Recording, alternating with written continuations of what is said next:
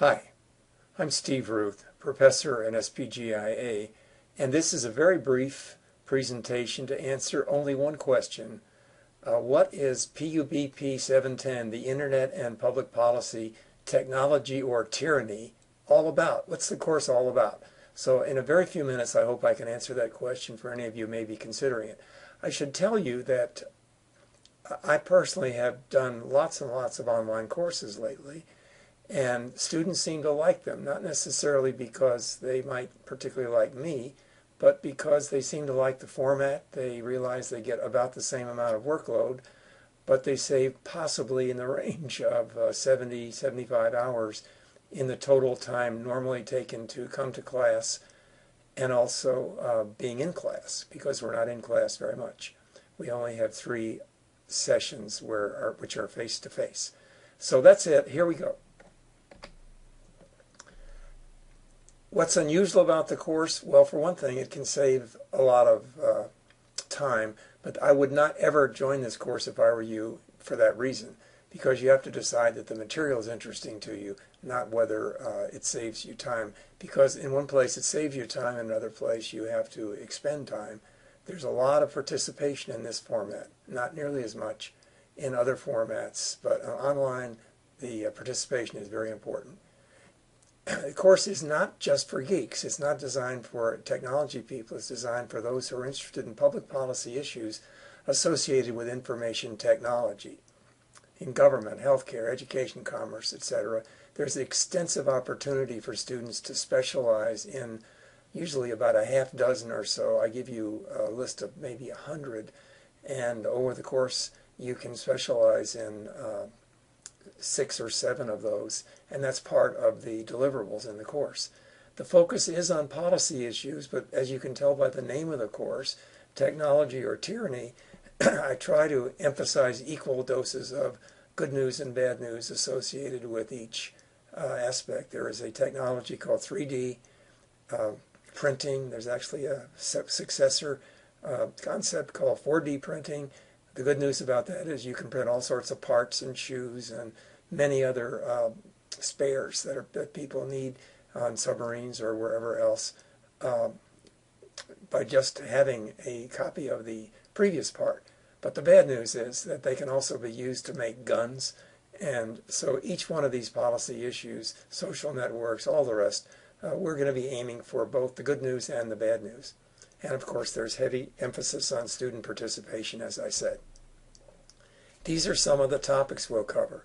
Obviously we can't cover each one of them individually, but I've set up a website for us where I have cataloged maybe 80 or 90 like these, and as you become specialists in these different ones, you'll start with that website and then find plenty else along the way.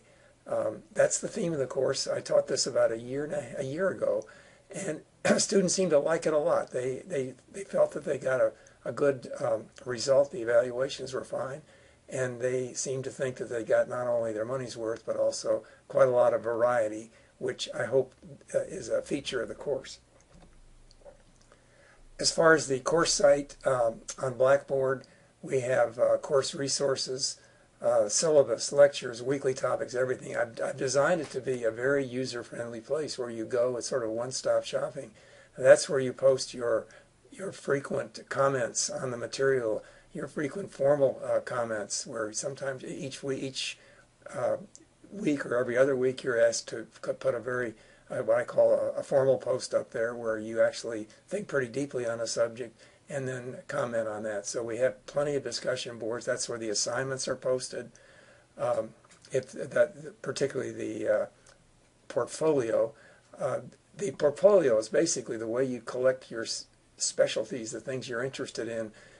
There's an information technology portfolio that we pick the first week, and you're working on that almost through the rest of the course, because you pick your topics and then you work on your portfolio, but you're also seeing the results of other people and their portfolios.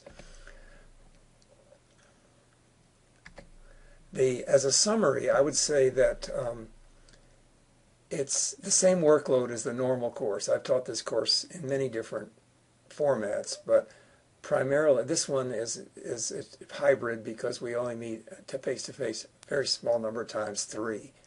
But it's the same workload. You have to have the same deliverables, same amount of writing, same amount of participation. The participation is done in a different way, and that is a pretty something takes getting used to.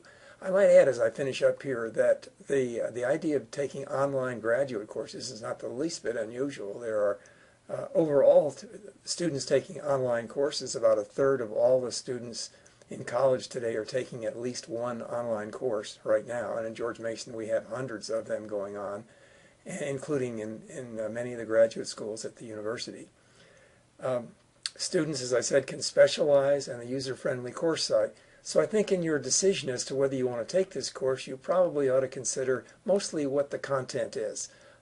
If you are a little bit concerned about the online format, that posting a lot and interacting with a lot of people online, then you might want to consider that. But I can just assure you that there have been so many students who, maybe 7 or 8 courses I've done this way in different topics, that they have all said that that part was not the least bit difficult. Maybe the work was challenging, but everybody seems to do well. So I wish you well in the course if you decide to take it, and thanks for tuning in.